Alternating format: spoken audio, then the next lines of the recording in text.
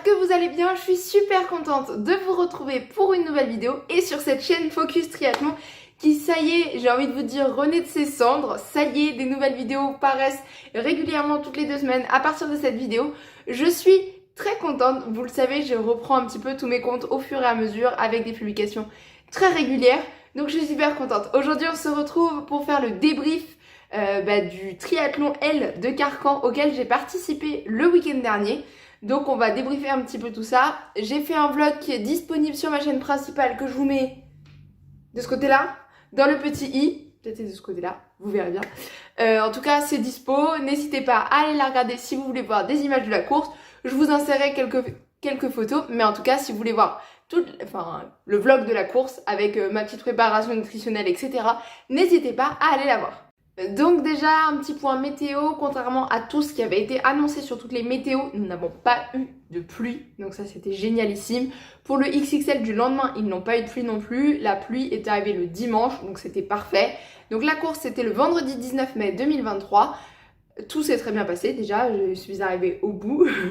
C'était donc mon deuxième triathlon sur ce format-là. C'était pas du tout mon deuxième triathlon, mais sur le format L, c'était ma deuxième participation sur un format L. Mais par contre, c'était ma première participation avec, j'ai envie de dire, un vrai format L, dans le sens où celui auquel j'avais participé auparavant, qui était donc à Bois-le-Roi l'année dernière. Bois-le-Roi, il y avait moins de vélo et un peu moins de course à pied. Il y avait 82 km en vélo et 20 km en course à pied. Et là, il y avait bien 1,9 km de natation, 90 km de vélo et 21,5 km de course à pied. Donc on va démarrer ce débrief avec la partie natation. Donc le départ a été donné par vague. Le premier départ a été donné à 9h et le dernier départ a été donné à 10h. Donc moi je suis partie à 9h20, toutes les féminines sont parties en même temps. Donc c'était pas du mass start, c'était pas du rolling start, c'était entre les deux. C'était des grosses vagues qui partaient. Donc la mer était agitée, la mer, n'importe quoi, on était dans un lac, le lac de Carcan je pense. On était dans un lac en tout cas. Donc le lac était quand même relativement agité. Donc pour ceux qui le savent, moi j'ai fait pas mal d'eau libre avant d'arriver dans le triathlon. Donc j'avais une vraie connaissance, j'ai une connaissance quand même de l'eau libre qui me permet de me positionner et d'avoir l'habitude en tout cas de faire de l'eau libre et donc du clapot, etc. Pour ceux qui connaissent aussi, j'ai le mal de mer, donc là je ne l'ai pas eu parce que je pense que c'était vraiment du petit clapot, c'était pas de la houle. Enfin moi je distingue vraiment le clapot qui est plutôt on va dire en surface face à la houle où vraiment le corps monte de haut en bas. Voilà, c'est la différence que je fais, c'est peut-être pas du tout celle-là, mais moi c'est celle que j'ai établie. Et là on était plutôt sur du clapot avec vraiment, en surface ça bougeait pas mal, mais j'ai pas senti le corps qui faisait de haut en bas quoi. Donc on part à 9h20, alors moi je sais que je pars extérieur gauche parce que je respire en 2 temps et je respire à gauche. Donc je pars extérieur gauche et il fallait prendre toutes les bouées main droite. Donc c'était très simple. On montait une ligne de bouée, il y avait une bouée rouge, on allait à l'autre bouée rouge et on redescendait et sortit. Là clairement en termes de parcours c'était pas très compliqué, il n'y avait pas de sortie à l'australienne, on nageait tout droit, enfin c'était vraiment un rectangle le truc. Donc ça c'était bien. Le fait d'être extérieur gauche, je savais qu'il fallait que je prenne les bouées main droite, mais voilà, sortir la tête devant, ça c'est important hein, quand on est en eau libre, on sort pas tout le temps la tête sur les côtés, même si vous nagez en 3 temps, faut aussi sortir la tête devant pour voir où on va. Donc j'ai nagé plutôt régulièrement et plutôt pas trop loin des bouées, je suis restée sur l'extérieur du paquet, donc j'ai nagé un tout petit peu plus parce que quand je suis sur l'extérieur, je vais quand même coller la bouée pour tourner. Mais franchement, c'est pas non plus... voilà. Donc, je crois qu'à ma montre, j'ai 1950 ou un truc comme ça. Donc voilà, c'était quand même régulier et mes traces sont droites. Donc ça, c'était très bien. Au niveau de l'entrée dans l'eau, je me suis pas mise sur la première ligne ni sur la dernière. J'étais plutôt, on va dire, dans le dernier tiers, mais pas tout au bout. Extérieur. Et j'ai remonté un bon bout du groupe. En fait, en sautant comme ça dans l'eau. Au fur et à mesure, en avançant comme ça dans l'eau, mais sans nager parce qu'on a eu pied pendant très longtemps. Et en fait, beaucoup ont marché, chose que je n'ai pas fait. Donc, au lieu de marcher, je sautais dans l'eau, je ressautais dans l'eau, je ressautais dans l'eau. Ce qui m'a permis de remonter déjà un petit peu de monde. Et puis, il y a eu un moment où, pour le coup, il y a eu de la houle. Où vraiment, on a senti que ça bougeait vraiment, c'était quand on était un peu plus au large et en plus on avait le bateau de sécurité qui nous faisait des vagues. Donc là pour le coup il y avait vraiment de la houle et je pense que les femmes qui étaient autour de moi ça a pu les perturber un petit peu et il y a eu un moment où tout le monde autour de moi s'est mis en brasse et en fait ça m'a permis de sortir du paquet et donc de remonter en crawl, d'aller rejoindre en fait le groupe de devant qui avait, donc c'était les hommes de la vague d'avant. Les derniers hommes de la vague d'avant, les premières féminines étaient déjà bien plus loin devant. Mais du coup, j'ai pu rejoindre ce groupe d'hommes et m'y accrocher jusqu'au bout pour sortir de l'eau. Et sur les derniers mètres, on s'est fait rattraper par les premiers de la vague d'hommes qui a démarré après nous par contre. Donc là, ça fait toujours un petit mouvement un peu de foule, le mot est bien grand, mais voilà, ça fait toujours un petit mouvement, c'est pas un moment très agréable. Mais bref, je sors de l'eau, tout va très bien. Je fais franchement une bonne natation, je suis contente de moi. La sortie de l'eau est très bien, contrairement à certains triathlons où la sortie de l'eau est pourrie. Là vraiment la sortie de l'eau est très bien. Il y a des bénévoles, vraiment c'est une team de bénévoles qui sont exceptionnels. Il y en a je sais pas combien mais ils sont super nombreux sur toute la course. Donc ça s'est très bien passé. Ensuite on rejoint le parc à vélo et on passe à T1. Donc pour T1, alors c'était la première fois que je faisais un triathlon comme ça. Moi j'ai toujours fait des triathlons où on a nos affaires à côté du vélo. Là nos affaires étaient donc dans 2 sacs, comme sur les courses labellisées Ironman. Il y a le sac de T1 et le sac de T2. Tout est sur un rack et ensuite on arrive, on prend le sac de T1, on va à la tente, etc. Donc là on sort de l'eau, on arrive à la tente. Dans la tente, on va chercher notre sac de T1, on revient à la tente, on se change. Donc là je fais une transition, je vais dire plutôt efficace, mais je parle pour moi parce que je fais dans mes meilleurs temps de transition, mais c'est pas encore des très bons temps de transition. Donc une transition sans trop de gestes parasites, je maîtrisais ce que je faisais et j'avais pris un maillot de vélo parce que c'était prévu qu'il fasse jusqu'à 17 degrés maximum je crois et je m'étais dit je vais me cailler en trifonction, je prends le maillot de vélo et les manchons.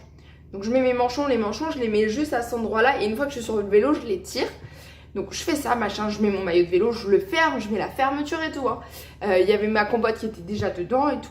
Et en fait, au moment où je sors de la tente pour aller remettre mon sac sur le rack, je sens le soleil sur mon dos et je me dis non Mélanie, tu vas avoir beaucoup trop chaud. Ni une ni deux, j'enlève le maillot de vélo, hop hop hop. Donc j'ai perdu, je pense, une vingtaine, trentaine de secondes à ce moment-là. C'est pas la fin du monde non plus. Quand vous verrez le chrono final, on n'était plus à 20-30 secondes, je pense. Donc j'ai mis ce maillot, je l'ai rangé dans le rack à vélo, hop, enfin dans le sac sur le rack. Et je pars chercher mon vélo. Et ensuite la sortie se fait par le fond du parc, une fois qu'on a rattrapé notre vélo. Et donc je sors du parc, j'arrive à la ligne de monter sur le vélo. Et je monte sur le vélo et c'est parti pour 90 km de vélo. Alors, le parcours vélo, parlons-en. Le parcours vélo, alors moi on m'avait dit, tu vas voir, Carcan, c'est un parcours super plat, tu vas faire du 30 km/h, machin et tout. C'est faux, les 20 premiers kilomètres ne sont pas plats. Les 20 premiers kilomètres, ça monte et ça descend, alors ça fait un cumul plat, mais ça fait que monter et descendre. Les 20 premiers kilomètres, c'est de la montée-descente, voilà. Comme ça, c'est dit, c'est clair, voilà. Donc comme à mon habitude, le vélo n'est absolument pas mon point fort, donc je me fais remonter comme pas permis sur le vélo. Première pause pipi qui se fait aussi sur le vélo, donc je pose le vélo, je m'arrête sur des arbres à côté, et j'ai bien fait de le faire à ce moment-là, parce que après il y avait absolument plus d'arbres sur le bord des routes, donc c'était très bien que je le fasse à ce moment-là. Je pose mon vélo, et du coup j'ai eu à faire pipi qu'une seule fois, sur la course. Ça c'était pour le petit point pipi, mais je sais que, surtout pour vous mesdames qui regardez cette vidéo, c'est une question que vous me posez. Donc voilà, vous avez la réponse. Donc je pose juste le vélo, je fais pipi, hop, je reprends mon vélo, je repars. Et donc une fois que ces 20 km sont passés, on est dans des petites... en fait c'est des pinèdes, et donc ça monte, descend, machin. Mais ça tourne, c'est ballonné, ça t'occupe l'esprit. Et alors après, les 60 km qui suivent, globalement, c'est 3 lignes droites de 20 km. C'est long, mais c'est long, mais c'est long. C'est long. T'es sur tes prolongateurs comme ça, t'es posé, tu tournes les jambes. Alors par contre, attention parce que c'est très plat, donc il n'y a aucun moment où il y a de la roue libre, il n'y a aucun moment où tu laisses tes jambes sans rien. Tu tournes tout le temps tes jambes. C'est long, voilà. Moi, j'ai trouvé ce vélo long. Puis en plus, je me suis fait beaucoup doubler, donc j'ai roulé à 27,5 de moyenne. Et on tourne les jambes, et on tourne les jambes, et on tourne les jambes. Côté nutrition, donc ça s'est bien passé, jusqu'au 60e. Et les 20 derniers kilomètres, ça a été dur. Je l'explique pas. Pour l'instant, je ne l'explique pas vraiment. Mais il n'y avait plus rien qui passait. Alors en plus, j'avais pas de pomme-pote parce que, rappelez-vous, la pomme-pote, je l'avais mis dans mon maillot de vélo que j'ai laissé au AT1.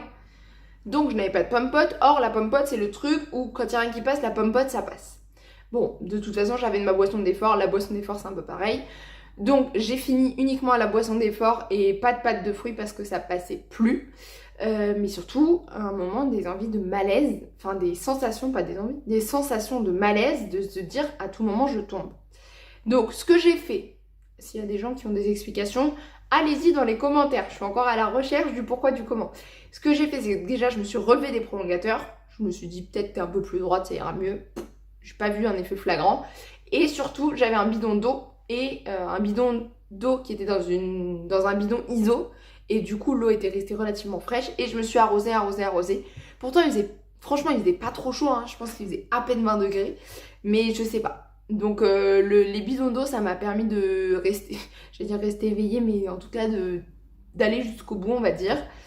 Le vélo, il y a quelques supporters. Après, c'est bas le moment où il y a le plus de supporters. Mais voilà.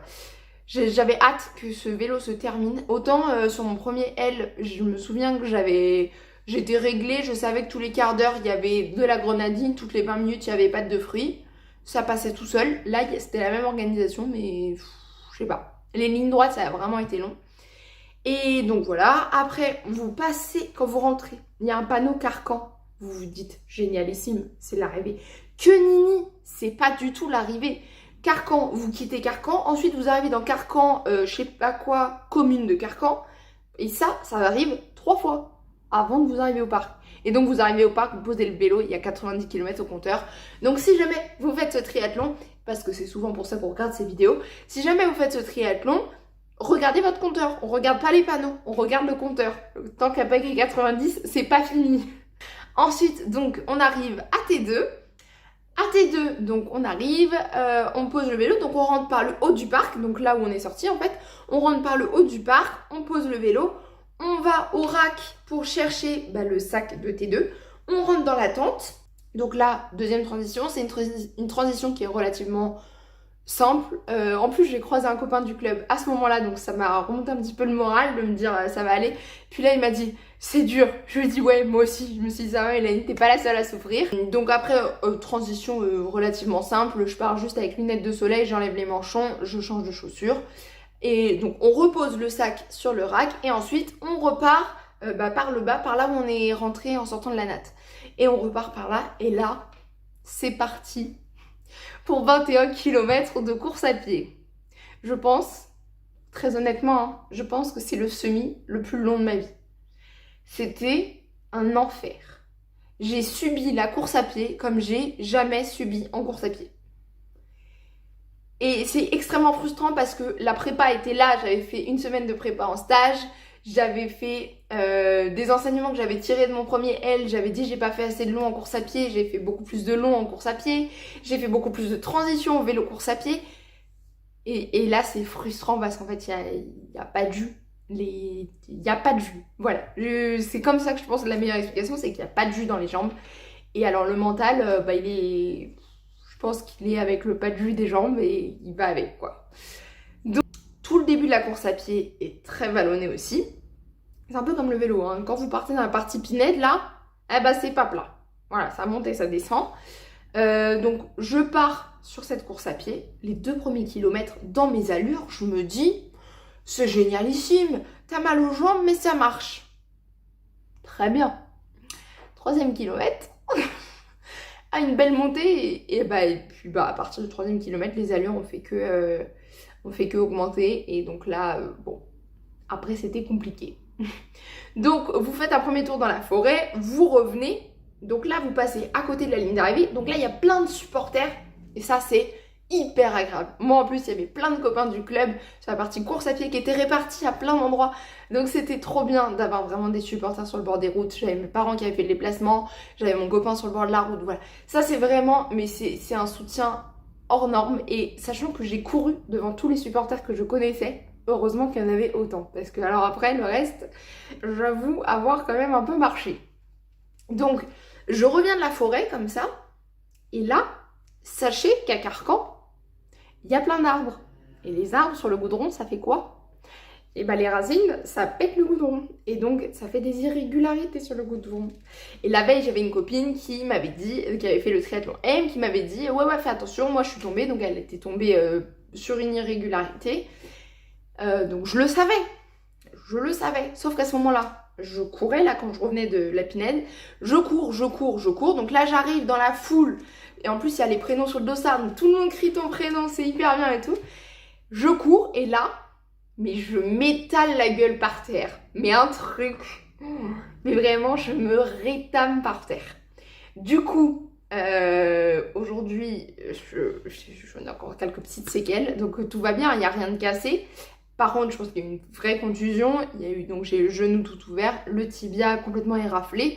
Et 4 gros bleus sur le tibia les uns derrière les autres, quoi. Donc là, je suis par terre.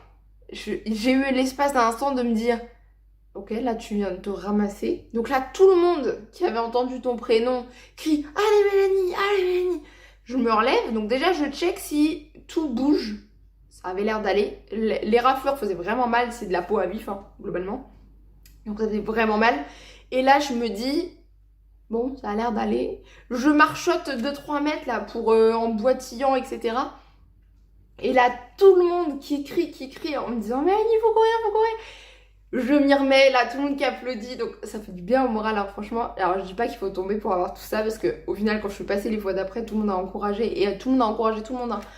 Mais voilà, il a fallu que je choisisse l'endroit pour m'étaler devant tout le monde. J'ai choisi le meilleur endroit. Donc une fois ça passé, ensuite je passe devant ma petite team de supporters qui était à côté de la ligne. Donc personne n'a vu que j'étais tombée pendant la course, alors que j'avais quand même le genou en sang et tout, mais personne n'a vu que j'étais tombée. Je suis une très belle artiste. Et ensuite on est donc sur le front de mer. Donc moi c'est la partie que j'ai préférée sur la course à pied, contrairement à la partie dans la Pinède. Vraiment la partie front de mer, j'ai adoré ce bout-là. Et ensuite on monte sur le pont. Sur le pont, il y avait aussi une petite team de supporters. Et ensuite, on avance quelques mètres en bord de route, on fait un demi-tour et on revient et on repart dans cette boucle. Et donc, en revenant du pont, là, par contre, on est certes sur le front de mer, mais c'est vent pleine face. Et je pense que c'est pour ça que je l'ai aimé dans le sens, parce qu'on devait avoir le vent dans le dos. Et en fait, vent pleine face, c'était un petit peu dur. Et alors là, l'envie d'abandonner m'a plus que traversé l'esprit. On va pas se mentir. Oui, l'envie d'abandonner m'a traversé l'esprit. Et c'est ce que je disais en parlant avec des amis, c'est qu'en fait, très souvent, on se dit qu'est-ce que je fous là, je voudrais abandonner. Mais là, et ça me ressemble pas du tout parce que vraiment je suis la première à avoir l'esprit complet et à dire on est là, tant pis, s'il faut y rester jusqu'au bout de la nuit, on va y rester jusqu'au bout de la nuit. Et en fait, là vraiment, au moment de repartir sur le deuxième tour, je me suis dit mais tu sais quoi, au pire la médaille on s'en fout et je me taille et c'est bon, ça m'énerve. Et en fait, la réflexion que je me suis faite, c'est que tes parents, ils ont fait 8 heures de route pour venir te voir. Donc en fait, tu vas continuer. Du coup, voilà. Donc, je repars sur mon deuxième tour de course à pied. Donc là, il y a beaucoup moins de monde. Mais je suis loin d'être la dernière. Hein. Il y a encore beaucoup de monde derrière moi, autour de moi. Voilà. Mais c'est moins condensé qu'au premier tour. Donc là, il y a des bénévoles qui tournent en vélo pour venir voir si tout va bien. Je me dis, Mélanie, tu t'accroches et 10 km, tu sais le faire, donc tu y vas. Donc je repasse dans ce bout interminable dans la Pinède qui vraiment, j'aime pas du tout ce bout. Donc voilà, il passe et là, je repasse sur le lieu de ma chute, mais c'est bon, là, je chute pas. Il y a toujours plein de supporters, donc là, ça fait du bien au moral. Et ensuite, on repart, front de mer, vent dans le dos. Donc là, j'arrive à courir de ravito en ravito sur cette partie-là. Donc je suis contente parce que j'arrive à faire des kilomètres entiers sans marcher, donc ça fait du bien.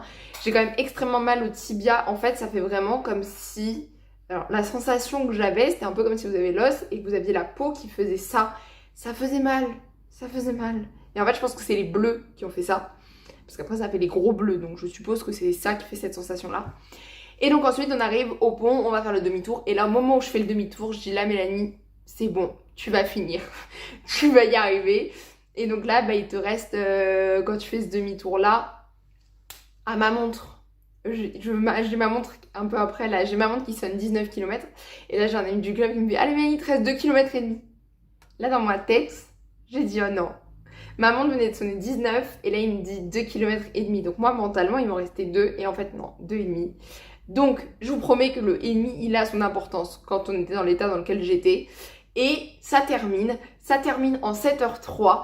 Donc je passe cette ligne avec plein de monde sur les côtés qui tape. Et c'est juste trop bien. C'est un moment hyper bien. J'ai les larmes aux yeux en passant la ligne. Honnêtement j'en ai chié sur cette course. Surtout sur la course à pied. Le vélo en fait c'était le mental pour les lignes droites. Mais la course à pied, j'en ai chié mentalement, physiquement, musculairement, articulairement, tout ce que vous voulez. C'était compliqué. Donc passer cette ligne, c'était incroyable. Donc 7h03. Honnêtement, j'ai été déçue du chrono. Si vous regardez le vlog, vous verrez ma réaction à chaud. J'ai été déçue du chrono. Après, avec le recul, maintenant on est à quasiment plus d'une semaine. On est à 6 jours post-course. Je me dis que c'est quand même une belle performance et que c'est pas grave, ça laisse une marge de progression pour les autres courses. Là je vais à Beauvais le 11 juin, donc voilà, peut-être que les planètes seront plus alignées. De toute façon j'ai pas pu, là cette semaine actuellement là, j'ai pas pu courir puisque ma blessure m'a quand même bien fait mal après, ça s'est surinfecté parce que j'ai pas pu désinfecter tout de suite. Donc le truc était complètement infecté, gonflé, etc. Donc ça y est, ça commence doucement à cicatriser. Depuis hier, je remarche normalement. Donc voilà, ça rentre dans le bon sens et ça va aller. Et donc voilà pour cette course. Et donc le lendemain, c'était le XXL. Donc moi, j'ai pas couru. Mais par contre, j'ai encouragé les copains du club et mon copain qui courait le XXL. Et j'avais 3 athlètes engagés. Donc moi, j'avais préparé nutritionnellement. Donc moi, j'avais fait toute la prépa avec eux sur le plan nutritionnel. Donc j'avais absolument envie de voir ce que ça rendait. Et puis c'était les copains du club. Donc on était là derrière pour supporter, pour encourager. On a vachement bien encouragé, c'était aussi un super moment et c'était topissime. On a encouragé absolument tous les participants qui sont passés avec leur nom de dossard et on les voyait dans les deux sens. On les a vus 8 fois chacun parce qu'on les voyait passer dans un sens et dans l'autre et nous on était plantés au milieu. Donc on les a vus des deux côtés et vraiment tous ceux qui avaient le nom de dossard, donc tout le monde avait son nom sur le dossard sauf quelques-uns, mais sinon avec un nom de dossard, vous étiez encouragés, que ce soit à droite ou à gauche, et ils sont passés 8 fois devant nous, donc c'était vraiment un plaisir fou d'encourager, parce que c'est des courses exceptionnelles de faire ça, et c'est des émotions qui sont exceptionnelles, le sport provoque des émotions exceptionnelles, et moi j'ai été hyper heureuse de les voir aussi passer la ligne. Je pense que j'avais autant d'émotions qu'eux alors que j'avais pas fait la course. J'ai eu des émotions au départ, à l'arrivée, en les voyant passer, etc. Et j'ai aussi eu la réflexion de me dire, un XXL, moi, jamais. Voilà. Le format L, c'est très bien, on s'arrête là et ça me va très bien. Et le prochain triathlon, c'est donc le 11 juin sur le M de Beauvais. Si vous êtes inscrit sur le M de Beauvais, dites-le moi en commentaire, on se retrouvera là-bas, c'est cool. Et puis voilà. Et puis voilà, c'est tout pour cette vidéo, j'espère qu'elle vous aura plu, je sais pas du tout combien de temps ça a duré, mais j'espère que ça vous a plu. En tout cas, moi je vous dis à la prochaine fois pour une nouvelle vidéo. D'ici là, on se retrouve sur tous les réseaux de Focus Triathlon, et moi je vous dis à la prochaine. Salut tout le monde!